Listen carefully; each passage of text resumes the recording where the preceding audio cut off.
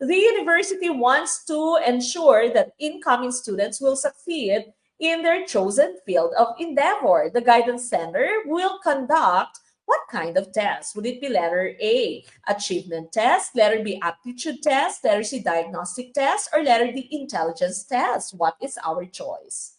Ano yung ibibigay ng ating guidance center, no, para masigurado na yung ating mga estudyante ay magiging successful in their chosen fields. What type of test is this? This would be your aptitude test. Remember, meron tayong mga aptitude test, di ba? Aptitude test. Meron kang teacher's aptitude test. I'm not sure kung meron kayo nito, no, when you applied to be an education student. Okay, after ng university entrance test nyo, meron kayong TAT, Teacher's Aptitude Test.